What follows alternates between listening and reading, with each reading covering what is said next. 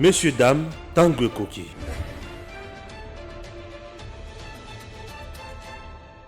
Messieurs, dames, bonjour. Nous sommes dans la province du Lualaba, précisément à Kolwezi. Kolwezi, c'est la ville minière. Oui, cette ville-province, cette ville bien sûr, est dirigée par Madame Fifi Masuka qui est gouverneure. Chers compatriotes, vous devez retenir ceci. Stéphane Balamwange, dans le cadre, il y a visibilité, il y a action, il y a chef de l'État. Na kitipe na Kolwezi na yebake. Mokonzi mboka awa na Kolwezi na Lualaba. Azali aimé, to azali aimé te. Et le quoi liboso, est-ce que Mokonzi a sali pe ba œuvre awa na Kolwezi? Chers compatriotes, sur le plan politique, c'est Katumbi qui est toujours à la tête ou c'est Fachi? Toko suka wana te toko kota na mozindo pe ya makambo mama Fifi Masuka tozoyoka. Makambo etali bakuluna. Est-ce que bazo torturer bana wana po maman na kanya makase c'est toi ezanini? Ici l'endroit que vous voyez, ezali rond-point Mwangeshi. Rond-point Mwangeshi, ces gros véhicules na mabanga ezo représenté que c'est la ville minière. Alors mabanga mituka oyo nde kotaka na ba carrière, mabanga nde bisika bakenaka ko pasola po basala eloko ya mutuya o to bengi ba minerai consort. Mabanga batongela ngo pe bandako, mabanga basala ngo musala ebele, mais la ville minière Kolwezi ezali bisika minerai ezali ebele. Wana dossier à l'ebosso, dossier à Bibale, Kalamambuji. Merci beaucoup, monsieur le président Félix Tshisekedi. Oyoki Kolela Langai. La route Kalamambuji, les travaux seront lancés, sauf imprévu, c'est samedi. Le président de la République quitte l'Europe directement Tina Kananga, Kasai Central. Kalamambuji va aider plusieurs provinces. Cette route Kalamambuji, chers compatriotes, ezolungwa na Kasai Central, Kananga eketi na rivière oyo tobengi ya Kasai. Bandeko balandi, vous devez retenir une chose. Kalamambuji ekosunga ba province tina province ya Lualaba oyo. Kalamambuji ekosunga yango ndenge nini? Kalamambuji Lualaba ezo ekangami na Kasai Central tona Kananga na nzela ya train. Ozwi train awa na Lualaba oketi na Kananga. Kananga ozwi mutuka na yo okoti Kalamambuji ti na frontière. Okomi na frontière, oteki osali makambo nyonso. Merci beaucoup, monsieur le président de la République, puisque la route Kalamambuji va désenclaver le Grand Kasai et kokangamana Grand Katanga. Et ceux qui osent dans Lualaba, okokende ti dans Lubumbashi, c'est 300 km. Tu es à Lubumbashi, dans le Haut-Katanga. Chers compatriotes, 2023 c'est Fachi ou rien. Je vais d'abord parler na bandeko oyo basutenaka awa Fifi Masuka pe babenga bango ba bouche autorisée. Je commence avec vous mon frère. Fachi Masuka. Fachi Masuka. Oui, Fachi Masuka, c'est-à-dire nous c'est Masuka ou rien ou encore Fachi ou rien. Nous sommes le défenseur du pouvoir. Donc le pouvoir au niveau national, nous soutenons le président de la République et au niveau de la province, Fifi Masuka. C'est pourquoi Fachi Masuka. Fachi Masuka. Oui. Ah. Awa na Lualaba. Dites-nous ici au Lualaba, la vie c'est comment depuis que Fifi Masuka est à la tête de cette province? Merci. Nous devons être francs parce que le téléspectateur et téléspectatrices qui nous suivent, il y a ceux qui ont déjà une partie des connaissances par rapport à la province du Lualaba. Il faut savoir que Masuka a hérité une province qui était pratiquement par terre, une province qui était caractérisée par le détournement, une province qui se disait pilote mais la population vivait dans les noirs, une province qui se disait province pilote mais il y avait des grèves par-ci par-là. Alors, de l'événement de Fifi Masuka à la tête de cette province, elle a eu des directives claires par rapport à la gestion et le président de la République, Fachi Beton, l'appelait de temps en temps à Kinshasa. Et la population se disait comment se fait-il que notre gouvernement est en train de voyager de temps en temps à Kinshasa? Eh bien aujourd'hui nous avons les retombées de ces voyages-là, de ces déplacements, parce qu'au fur et à mesure qu'elle s'est rencontrée avec le chef de l'État, elle avait des directives claires. Et aujourd'hui, le peuple d'abord est une réalité de la province du Lualaba. Pourquoi? Parce que à la tête de cette province, quand il y avait encore le ténèbre, Fifi Masuka est arrivée, elle a instauré la politique de l'éclairage public. Aujourd'hui, si vous vous promenez la route à 23h, à 1h, vous allez vous rendre compte que la province est éclairée, même dans les Lualaba profonds. Hormis l'éclairage public, il y a des routes. Par rapport au programme du chef de l'État qui est de 145 territoires, aujourd'hui le chef-lieu est Kolwezi, la province du Lualaba est liée partout. Les 5 territoires sont liés. Tu peux quitter aujourd'hui à Kolwezi pour arriver à Muchacha. Tu peux faire 3 heures du temps, tu arrives. Si tu veux arriver à Kassaji, à Dilolo, dans une seule journée, tu vas y arriver. Et auparavant, on faisait 5 jours, 6 jours. Tout ça, c'est pour vous dire que la vision du chef de l'État, le peuple d'abord, est matérialisée in extenso dans la province de Lualaba par notre gouverneur. Le président Félix Tshisekedi a travaillé via Masuka dans cette province. Nécessairement, parce que tout ce que Masuka est en train de faire dans la province, c'est au nom du chef de l'État. C'est par rapport aux directives du chef de l'État que Fifi Masuka parvient, n'est-ce pas, aujourd'hui, à travailler pour la province. Et aujourd'hui, la population du Lualaba s'est dit, mais où est-ce qu'on a trouvé ces gouverneurs? Auparavant, on était ténébreux, on était aveuglés, mais aujourd'hui, la population est au courant que le chef de l'État a un intérêt par rapport à la population du Lualaba. Comment ça? Mais certaines personnes me disent ici que c'est Mouyej qui est Papa Solution. Mais écoutez, vous savez, lorsque un enfant naît, c'est ses parents qui doivent lui donner le nom. C'est-à-dire que je ne peux pas naître aujourd'hui, je me dis aujourd'hui je suis Josué. Non, ce sont mes parents. De même, on ne peut pas s'autoproclamer qu'on est Papa Solution aussi longtemps qu'il y a encore des problèmes. On est solution que lorsqu'on arrive à résoudre un problème.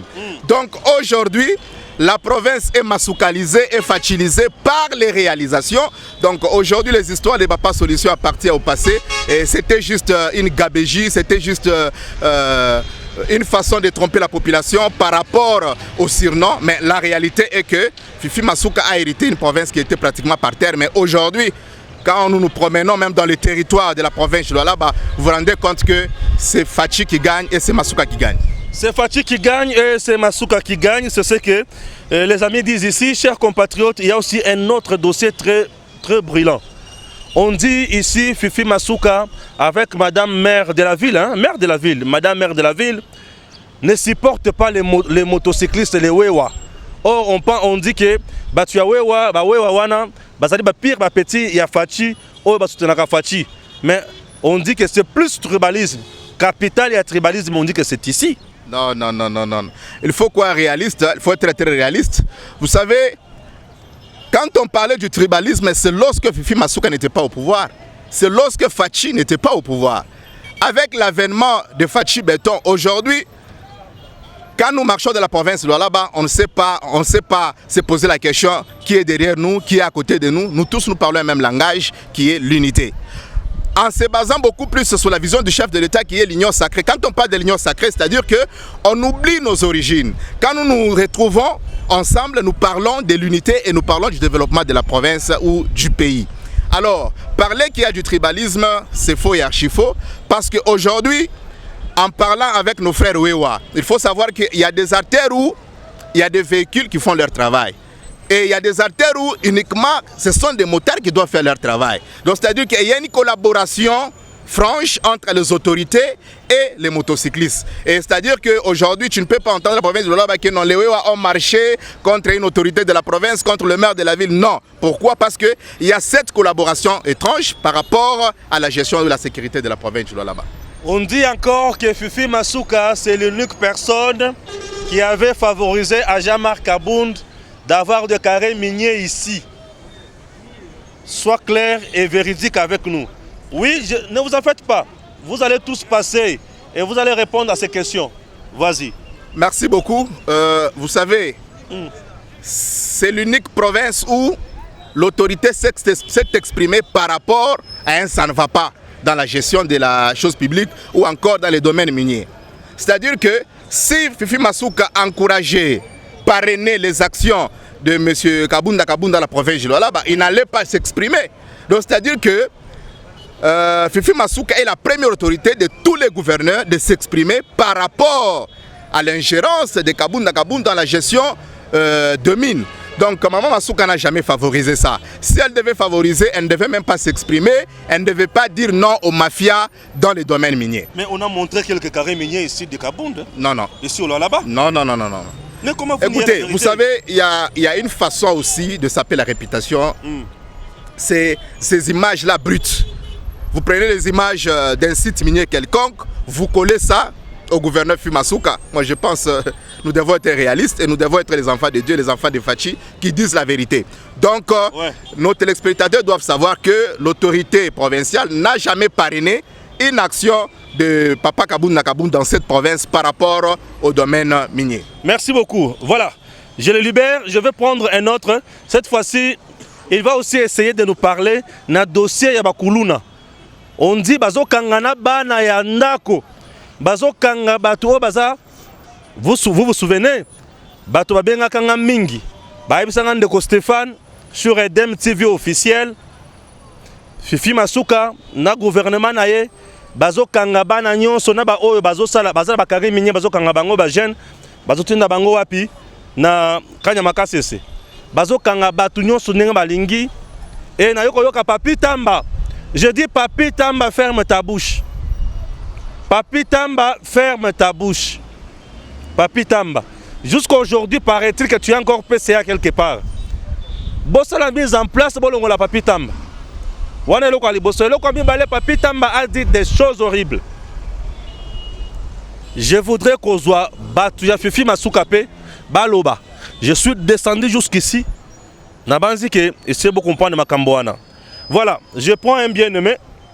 Hein, membre, ça va? Oui, ça va très bien. Tokutani lelo quand même. Tokutani lelo na Lualaba, enfin. Eden TV na Lualaba. Ouais. Stéphane Balamwangi na Lualaba. Stéphane Balamwangi. Balamwangi. C'est-à-dire, Naza Awa, Toko montre Bino, Oyo Sujet à lobby.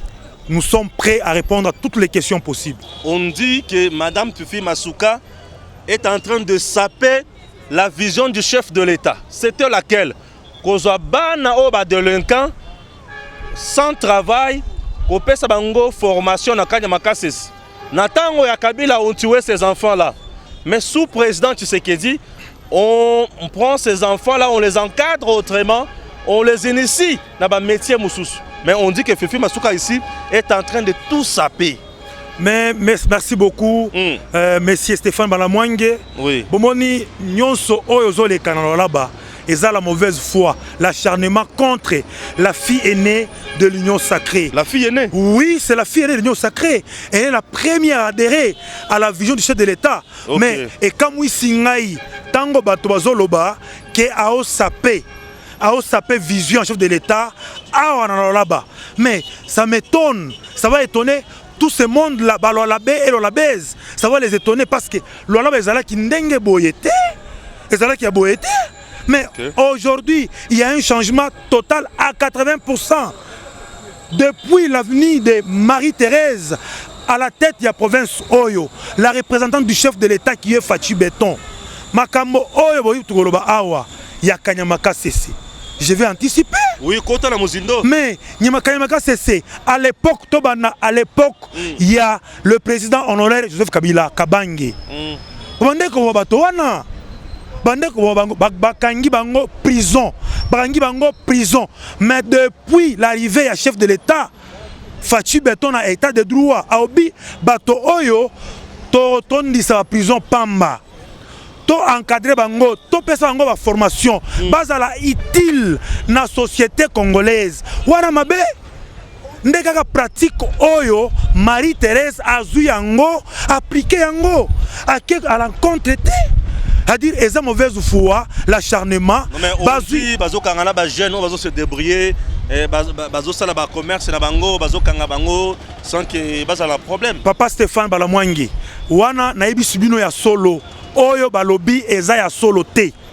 Eza ya solo te, est-ce que bakanga moto ya bato azole kana danzela bakangi kaka boy te esalamaka te bakangi moto oyo azo troubler ordre public et bakangi ete bakotina bloko te ake Kanyama Kasese ba encadrer bango ba image ezali bato bazo kende kuna. D'ailleurs au moment où je vous parle, il y a au moins les volontaires bazo kende baobi biso toza volontaire to kende toza na posa ya kende nini kanyamaka cc pour tozo formation toza la utile na société congolaise lobby bakay kozwa image ya Jeep moko boye ezaki na est bakole yango na lolaba. Oh, Jeep ya est. Oui, na biso solo Jeep oyo bakangaki bana mike mwasi moko a détourné ki bana bato ando ke bango bakangaki nini na frontière bazongisi la police azui bana wana azongisi bango et pas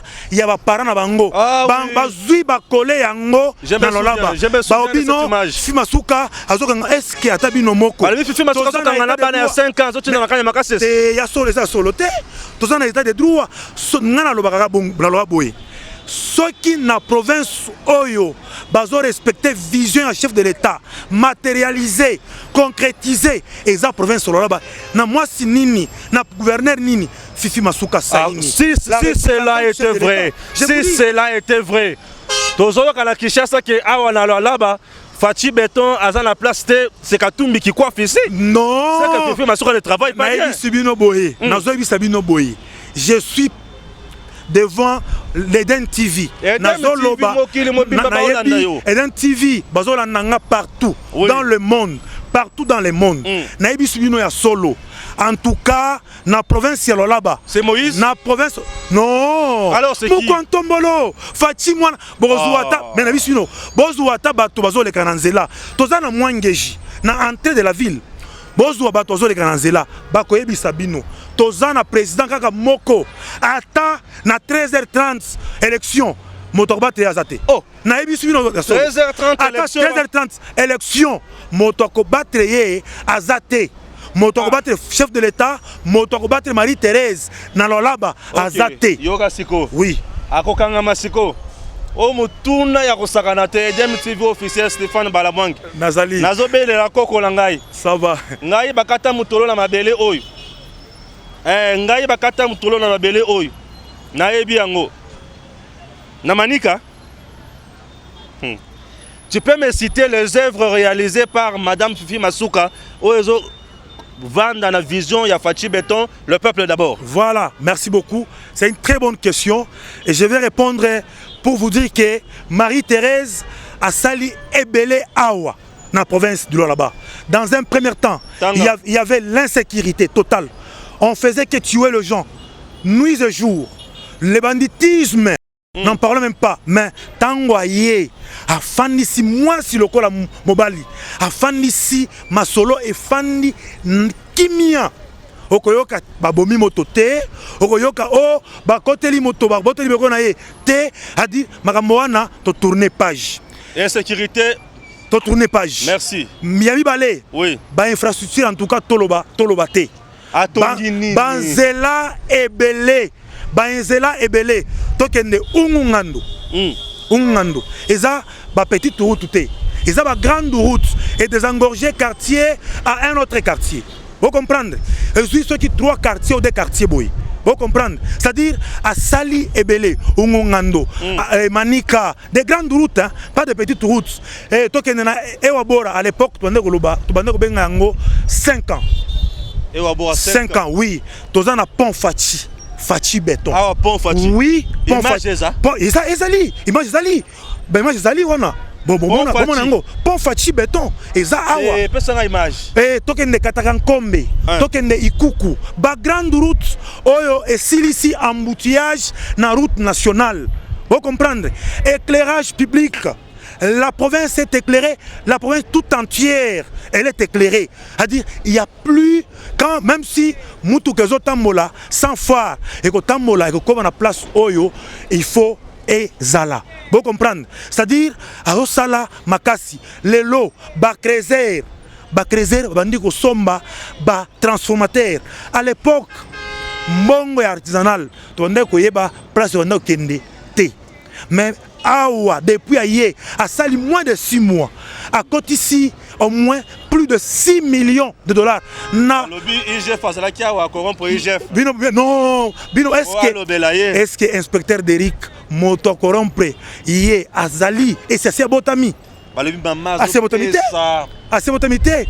Balibi maman zo pesa bato bazo la papa solution moyage mangesement. Te bomoni totika c'est une poignée de gens ba intoxiquer peuple mais peuple lobby botika ma béton na ye afanda. Maman béton. Oui ba mais comment na ye maman béton Marie-Thérèse maman béton Fifi béton a osala mosala ne kombo pesa qui parce que a osala na vision ya Fachi béton mukwantombolo voilà population ba juger bon que non a la vision à Fachi béton yépé tobenga ye comme nini maman béton parce que a la vision il y a chef de l'état qui est Fachi béton makamonyo surtout que ne malamu ba créer à l'époque bazala qui torturé na terre na bango bazala torturé mais lelo depuis Marie-Thérèse Aye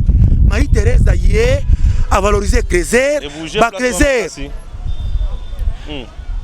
ba Crézer babandi kosomba ba transformateur ba okende kopesa mama gouverneur ba mama oyo topesi yo nde oyebi place okotie yango so quartier kanyola na yebi subino ya solo quartier Kasulu depuis quartier wana ngai na botami awa na Kolwezi depuis quartier wana ezali quartier Kasulu na sinamonité Kasulu atanzela moko basi asphalté mais tango aye ati éclairage public eza quartier moko bande ko minimiser yango bande ko déconsidérer yango eza quartier wa vayu eza quartier bato songolo pakala mais lelo mama obité eza na quartier oyo za valeur le quartier mosusu te ba quartier nyonso eza na valeur ah je vous dis la province du Lualaba est en chantier. Tous les 4 coins, tous les quartiers possibles est en chantier. Infrastructure, et éclairage public,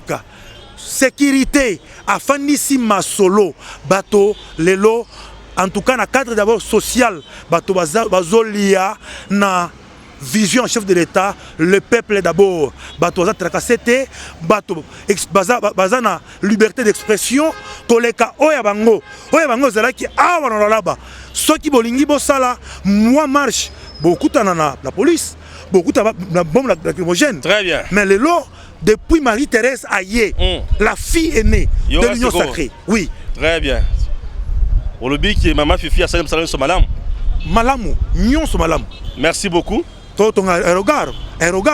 Vous autres aérogare, oui. Ce que vous avez ensemblé, vous avez ensemblé, ton maison présidentielle. Ah ouais. Mais c'est vous. Oh là. Na moins d'une année, à ton imagamo, on se loba. Aleki, va sala qui 5 ans. Aleki bangona mosika. Ça je vous dis. Gestion ya maman Fifi plutôt. Na gestion ya Moïse Katumbi tango zaka gouverneur ya Katanga. Bando Sabiso. Moïse Abada ko Sabiso. Awa na Lualaba. Tuzakita na banzela interbatité. Natanga Moïse. Tozaki na ngote. Awa na mwanyaji place. Meilleur gouverneur et pas banana. Et pas banani. Et pas Papa Stéphane Balamwangi. Ozoboya Mwakatumbi. Papa Stéphane Balamwangi. Na yebi suno ni. Et pas ya banani meilleur gouverneur. Et pas banani. Awa na Kolwezi. Tozaki na route interbatité. Awa na mwangeji awa. Tozaki ba érosion makasi. À l'époque, mais à l'époque de Grand Katanga, à gouverneur, à Salakinini, à Kolwezi. À Salakinini, à Kolwezi. Banzela nyon so zaya kubunga. Oui, parce que ça ingrat. Non, ça ingrat. Soki a Salaki gouverneur Moïse Katumbi. Soki a Salaki malamu. Dans l'ingaki na loba, ken a Salaki malamu. Naza chrétien. Papa Stéphane, naza chrétien. Nakokosa batote. Naibike Eden TV, ils en a plus de 80 quelques mille abonnés. Na kosa bato bonyo so na te parmi ba abonnés na bino ba mosusu bazo fana awa na Kolwezi mosusu na Lumbashi ba mosusu na Likasi na kosa bango pona nini na kosa te awa la Kolwezi Moïse atungi stade te stade ni mais stade dur to nyango te stade dur et sili na mandani manda Fachi de sili stade dur et sili na manda Fachi manda Fachi Mukwantombola ye président de la République. Juste Moïse Katumbi atonga nini na Lualaba awa tango zaka ku awa na Lualaba ngai na koloba ke asali amwe mbongo banda ko bwakela bato oui pour intérêt na ye pour la populaire no asali na Lualaba mais mosusu na Lualaba asali eloko ata moko te parce que na biso bino solo ke banzela tozaki na yango na quartier na ville oyo belge atikalaki biso mais Moïse asaketa eloko moko te na Lubumbashi a frappé bateau ati ake na banzela na ye eke akei pe banzela ekei eke mais bo tanga ye ke aza meilleur gouverneur na nini na province nini c'est vrai parce que Manwangi bato nyonso wana botanga bango te awa totanga makambo ya chef de l'état na Marie-Thérèse na yebisu bino ya solo kie chef de l'état Fachi Beton awa na lolaba akomi lokola nzembo oh Fachi awa na lolaba nzembo akomi lokola nzembo moto ata mwana muke Fachi Beton bomani mutuka wana objectif 2023 c'est-à-dire ata lelo na 18h élection Fachi Beton Babungi merci Natikie merci. Voilà, chers compatriotes, vous avez compris que Balobarake Moïse Azali meilleur gouverneur.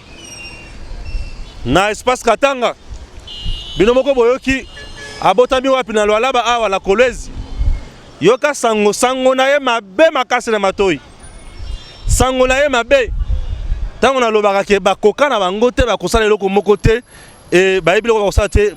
Voilà. Je vais prendre deux. Mais Yasuka, je commence avec lui et puis je vais terminer avec vous. Tata, bonjour. Bonjour. Donc, Yopé, au début, Fachi, ça va. Mais, à part lui, qui d'autre? Sondage Moko Bercy Abimisi Moïse Katumbi Likolo. Ce qu'on a talé, Maman Fifi, Zosana Msala Makasi. Mais sondage Abimisi Katumbi Likolo. Bon, il faut dans nos coyer, Katumbi a une qualité nini po ba memaye likolo parce que Katumbi gérait le grand Katanga. Mais il a fait de merveilles partout. C'est ce que j'ai dit, Katumbi gérait le grand Katanga. Oui, mais j'ajoute qu'il a fait de merveilles partout. Je suis en train de parler. Je suis succinct pour vous joindre sur votre élocution bien sûr. Katumbi azalaki gouverneur ya grand Katanga. On a déjà décentralisé le Grand Katanga, c'est devenu le Haut Katanga, la province du Lualaba, Tanganyika, le Haut Lomami. Et ici où nous sommes dans la province de Marie-Thérèse Fifi Masuka Saini, qui est en train, n'est-ce pas, de marquer son leadership dans sa façon de gérer sa province. Et donc, je ne vois pas comment on peut considérer Marie-Thérèse Fifi Masuka à Moïse Katumbi. Je ne sais pas les situer parce que Marie-Thérèse, elle est madame le gouverneur de la province du Lualaba. Résumez-moi la gouvernance de Maman Fifi Masuka en quelques lignes. Parce que là, vous avez peu de minutes. Tout à fait. Comment? Sur le plan éducatif, avec la gratuité de l'enseignement, bien sûr. L'enseignement de base. Sur le plan sécuritaire, sur le plan... je peux dire minier aussi, puisque c'est la zone minière ici. Tout à fait. Vas-y. Je veux résumer en ceci, en citant ce qui est palpable, ce qui a touché, à remarquer, n'est-ce pas, sur le terrain. Je commence d'abord par la ville de Kolwezi. Si aujourd'hui, vous essayez seulement de sillonner la ville de Kolwezi, elle n'est pas telle qu'elle était auparavant. Aujourd'hui, vous allez trouver que Maman Fifi Masuka a déjà réalisé de grandes routes, n'est-ce pas, d'envergure, qui essaient de désenclaver un quartier à un autre quartier. N'est-ce pas? Oui. Et je vais vous donner un exemple typique d'un quartier que Maman Fifi a désenclavé. Vous verrez qu'il y avait des difficultés, l'embouteillage à outrance. Mais depuis Basali Ungungandu, tu remarques que l'embouteillage est sirinano. Sobokei na ba quartier ba Lilungu kuna na quartier Jolie City, vous allez voir que même dans des avenues, elle est en train toujours d'arranger, de mettre de route pour mettre, n'est-ce pas, sa population à l'aise parce qu'elle-même est l'esclave de sa population. Je vais toucher aujourd'hui l'aspect sécuritaire. Dans le temps, on ne pouvait pas passer nuit sans que Tola Mukabo et na Tongo, oh babomi mutu, na quartier X, babomi mutu, na quartier Y. Mais les Oyo, depuis Maman Aye na province, on a vite constaté qu'elle a beaucoup plus misé sur la sécurité de sa population. Aujourd'hui, vous pouvez vous promener même à 0 heure. Na mosala yo na retard. En paix et librement parce qu'il y a déjà des éclairages publics partout dans la ville de Kolwezi. Pas seulement dans la ville de Kolwezi, même dans le Lualaba profond, Si vous arrivez, vous quittez, si vous allez à Muchacha, vous allez du côté Lubudi, vous allez trouver que maman a déjà, comment je vais dire, la barre, n'est-ce pas, du développement. Et la province, alors là-bas, ils sont déjà au niveau. Fachi est bien accueilli ici par le peuple. Mais vous-même, vous avez vu, quand le président de la République... Moi, je n'ai pas encore vu. Moi, je n'ai pas encore vu. Ici où nous sommes. Non, moi, je n'ai pas encore vu. Il n'y a pas de problème. Oui, montrez-moi. On avait dit que Maman Fifi, elle était incapable de réunir les gens pour accueillir le chef de l'État. Oui. Ici où nous sommes avec vous, le chef de l'État s'est tenu là-bas. Oui. Pour faire son meeting ici. Mais il fallait voir, c'était une foule extraordinaire, inexplicable. Et donc, le chef de l'État doit nécessairement être sûr de Marie-Thérèse pour dire qu'en 2023, qu'il y ait élection, qu'il n'y ait pas élection, je vous dis et j'assume, le chef de l'État passera parce que la population a déjà accepté et la population a besoin même d'aller aux élections ici dans la province du Lualaba avec les chefs de l'État. Pourquoi? Parce que ce que le chef de l'État fait dans cette province, ça dépasse tout le monde. Ça dépasse. Merci. Donc la gestion de la province du Lualaba a déjà changé. C'est pas comme avant. Bato Moroboye, Babando gérer province à Lualaba au bord et à lac. Bango na bango, bakutani na lac, kuna bazo mela ba champagne, bazo gérer province. Bazo gérer province au bord du lac. Là ba petit na bango, biti na wana, ils peuvent quitter la ville de Kolosi, baké pembeni, ils se retrouvent au bord de lac en train de gérer la province à travers le lac. Place bazo dépenser mongo à l'État. La population ne se retrouvait pas. Dans le temps, on pouvait voir les musiciens bazoya et belé l'intérêt na bango. Un musicien qui arrive dans la province, va payer $500 000, $250 000. Mais c'est pendant que dans tel quartier, il n'y a pas d'eau. Mais je vous dis vrai. Mais c'est pendant que Lualaba Ezana Molili, c'était la méchanceté. Merci beaucoup. C'était monté Mamabé. Et donc, tous après, Ata, Nabutu, Togen d'élection, Fatia Roleka, Marie-Thérèse Roleka, c'est pour cela que Moni. Objectif 2023, tu es sûr que Fatia Zozonga, Maman Vivi par Zozonga. Merci. Merci. Bisika mutunyo so oyo atomolaka loboko na ye pona kokumisa Fachi Stéphane Balamwange nazalaka. Bisika mutu oyo atomolaka loboko na ye agumbi abeta Fachi ebotu ngai na kotelemela ye. 2023 Fachi ou rien Stéphane Balamwange, je continue toujours. Musala na liko sala nazali na kasi ya Lualaba. Précisément la Kolwezi. Edem TV officiel, je pense à vous, Dani Mouya. Dani Mouya, merci pour la confiance au Salaka. Dani Mouya, merci. Lui, c'est mon frère. Je pense à vous. Je pense également à Christine Bitota. Je pense à Patricia Chichikou. Je pense à Joyce Mujinga. Je pense à vous tous. Nous sommes là. C'est Fachi ou rien. Au Simbi Fachi, au Simbi Stéphane Balamwange. Fachi, c'est le bonheur du Congo, l'espoir de notre pays. Et ça, c'est la vérité. Dans le barabino qui est Moïse Katumbi, a salé le côté, Bocha Katembi. Ah, Balobi qui a salé le côté Bondimi Night. Ah, Bondimi. Ce qui est à Salaka, mais le Kolwezi, Fifi Masuka Juis et le Kwa Salati. Mais le Kola Salate, Yango Bango Bazum Sala Rosal. Balobi bazo beta bawe wa tribalisme comme makasi awa na Lualaba et pas Fifi Masuka. Ouais toi au fond. Ba tout tabalo moi be mon tribalisme moi kache wa ngambe bi mishinu gatatu. To a mafi au moins auparavant qui a vous bigala baba tout parce que tant wa mouyeji avo mouyeji mwika na mbukalenga ka muso ko mwana motaro nyunguluka mu ville wa Kolwezi to. Mais tout bon mona avec avènement wa Marie-Thérèse Fifi Masuka. Tout le monde a mal ou soit dit un sécabim. Je précise qu'il y a des PES.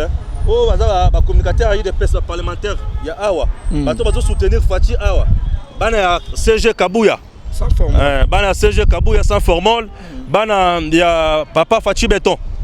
Il y a des PES. Awa. Il y a ce qu'on a yambi. Voilà. Wamben et Maman Fifi Masuka, ça va. Non, avec Maman Fifi Masuka, quand on a besoin de mouiller là, tout le monde a Maman Fifi Masuka, tribalisme, qui est na kokutu. Tribalisme, qui est na kokutu. Tout a bien mis au total. Monanga yeba bali banyunguluka tudineba no. Tudineba mbobo abadi banyunguluka. Zolanga bato moto. Ba motard mbobo abadi banyunguluka bintu byoso ambi amafi. Zolanga voma image bato moto po chela insert na ye. Ba tout a bien mis au total. Oh, amalunga amafi. Chikondu cha mukalengao. Avoyi munemu. gouvernorat Djabouya. Vous bois comme on a monté à Tsamba, tu crois, à tribu, Mouko Abou, Fika Mouabaut. Donc c'est Mouyej qui était tribal. Tribal. Munda Nyambelu, Moudiba Swahili Basemake, Indien Andani. Aujourd'hui, tout dit bien là. Kakwena boalu boanyi oh muntu kampande muntu kasang mama fifi ye mukumva nangu seke we mukala kuluseka luenda jukuyata njukuyata. Est-ce que Fachi mukatange mutatwa ngamle Fachi mukoleziem nimba musungule vraiment Fachi mu 2023 nimba sungule Fachi mukoleziem à 100%. Mama fifi matu konswa wenda miso kwendo prêcher Fachi béton musokantanda uvukoku muchacha uvukoku partout. D'ici là, quand s'agit, Sando a dit lolo pour prêcher Fachi Béton. Donc, 2023, c'est Fachi ou rien, avec Mama Fifi Masuka. Merci. Merci. Nayoki que Jean-Marc Azana Bakare Minier Belé Awa O Mama Fifi a Pesakiye. Isaiah Solo to ya lukuta bazoko sa Mama Fifi Makambo. Chers compatriotes, est-ce que Fachi Awa Nakatsi ya Kolwezi bayambie malamu? Est-ce que 2023 c'est assuré?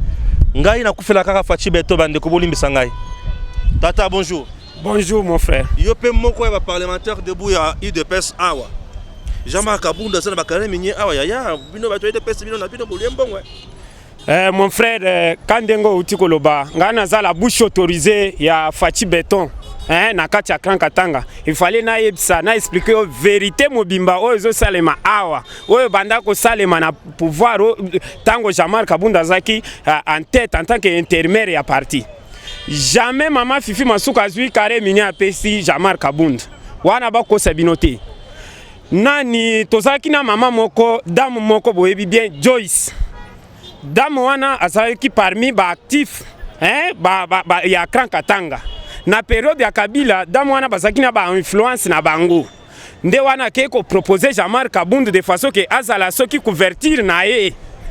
Vous comprenez? Nde wana babani ko sala ba mafia na bango wana mais biso banto ya IDPS en tant que balobeli ya Fachi na kati ya Krankatanga to bandeka ko avertir banto pona makambo wana. Tango Mama Fifi ayeko zwa intérimaire ya province nde a signalé na mokonzi ya mboka na bantu nyonso na biso pe ba communicateur que bota la place telle. Eza ba mususu bazozwa ba minere sans toutefois ko futa ba taxe ba mikanda nyonso bazana ngote. Ndo monaki c'est Mama Fifi nde asali ke lelo mona déjà ba carré minier ba nini ba contrat ezo salema na système ya bien koleka pouvoir o ya kala.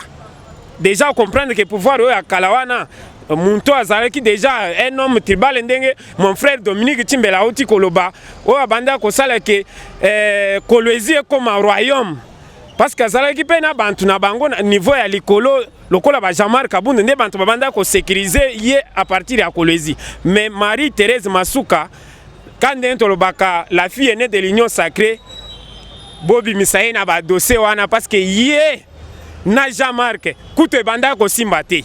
Parce que Marie-Thérèse Rezakika, état des droits. Les peuples d'abord. Les droits, Tendeko. So muntu lobi makambo ke ko kanga bana abantu atindi na kanya makasese. Wana lukuta. Kanya makasese zanini. Babanda ko tinda nde ba délinquant. Banto baza utilité na société. De façon que bakende ko éduquer bango bazong sesko bango na société o ya biso nde wana omonaki déjà opération wana tango komi déjà na Lualaba ba pesa kinde maire de la ville o ya Awa nde azwaki déjà na makambo nyonso na maboko na nani commandant à la police natanga komona Katam colonel Katam nde bazalaki na dossier wana na maboko bakangi ba délinquant ko kanga ba délinquant wana Mama Marie-Thérèse azalaki te na ko ebisa yo ke eza jusqu'à là za bantu mususu bazo sala na vision en chef de l'état te balingaki ba salir Mama Fifi Masuka na makambo akanya makasese ndenge mama pe aza vigilante nde omoni déjà atalitala moni ke bakangi pe na bantu mususu ya mabe nde abimisi nde omoni basali na centre ya nani batindi ba minere na ba centre babimisi ba minere batindika ba délinquant mais o balinga basala likambo wana yo yebi bango bien parce que mama Fifi ye moko afandaki na bureau ya bande ko kangate mais tozana bantu mususu bazo salaka selon vision bazo sala selon vision ya muntu ya kalawana o asali 18 ans na pouvoir sans toutefois ko bongisa kolezi. Très bien. Là, je suis maintenant avec papa. Tata, bonjour. Bonjour papa Stéphane. Et c'est mon marquage si tout le monde a roaming mingi na bilili mais vraiment aux en direct il y a Lualaba.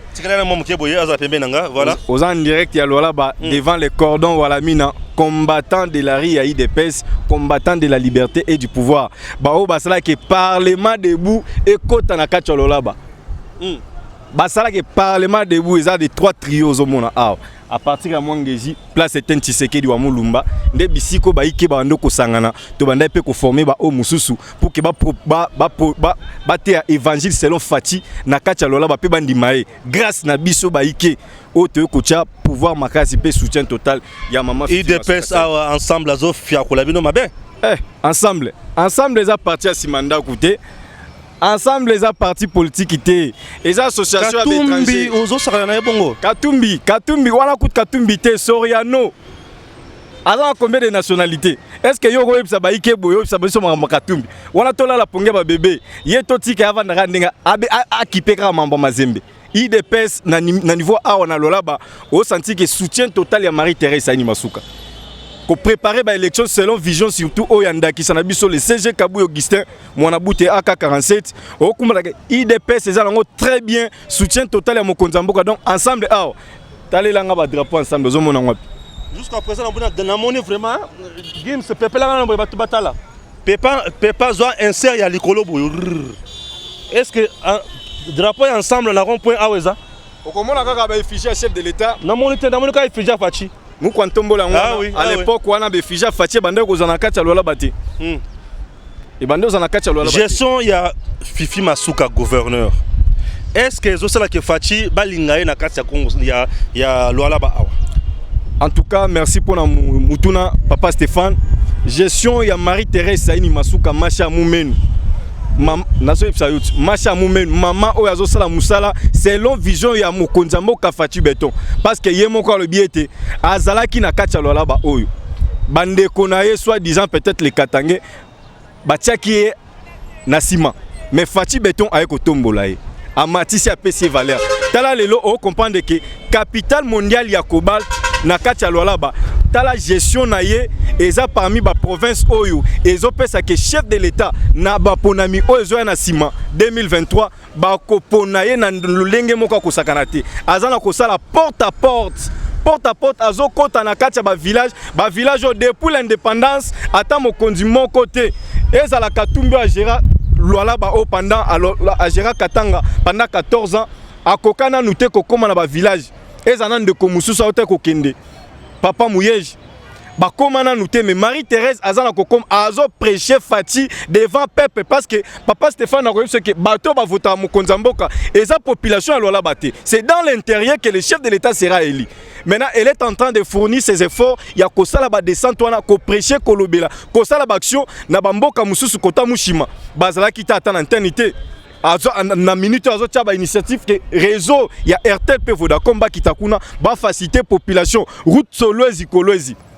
Eza action moko eza makasi na minute aza na Zambie, je crois que dès déjà lobi a kozonga ayeko finaliser ba dossier à route Solwezi pour que et faciliter à l'époque Kasumbale sande za ki frontière principale na biso pour que population ya Katanga ya Luala baba kenda Kasumbale sa bakota Zambie. Mais pour le moment je vous dis avec Marie-Thérèse à Fungoli Solwezi Kolwezi c'est combien de kilomètres dans 3 heures du temps au commis déjà na Zambie.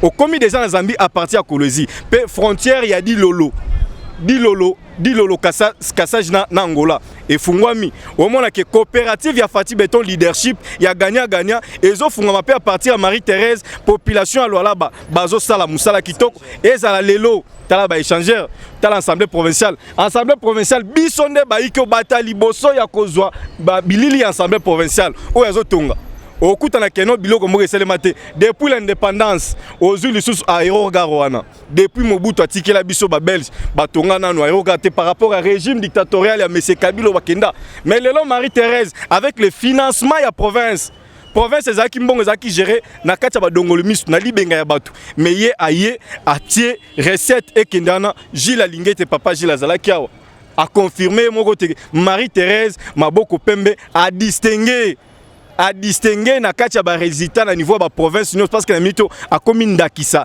na kati ya Lualaba okuta ke Pembe na mama Fifi azana bato makasi pe bazo sungai kuta na assemblée provinciale Louis Kamonyaza wana ozo kuta na susu na questeur ya assemblée provinciale Rol Kaumba bazo sa musa kitoko okuti susu na cabinet na ye azana ba ministre bazo répondre vraiment na ba valeur ozo kuta na ke l'excellence du professeur John Toka directeur ya cabinet ya mama Fifi oya bundeli ke pour ke bandi ma pe fati na kati ya Lualaba grâce ya directeur de cabinet wana na ba diplomatie mususu okutani ke lelo pe Lualaba kimia ezali ba ike bazo sa musa kitoko mais na ba dongol misoyo ba bandai ko tcha ba pot de banane pour que masuka saini akoya na minute batika na soni pourquoi parce que bazo mona du jour au jour Lualaba besoin na kati ya chantier azo désengorger ba venir na ba balabala nyonso kokuta na chantier donc okuta na ta oza RN39 okozwa bilili à partir ya RN39 eza élargissement ya balabala élargissement depuis l'indépendance c'est là nous bon côté mais tala kaka sous Fachi Beton na minute élargissement tozo comme na deux bandes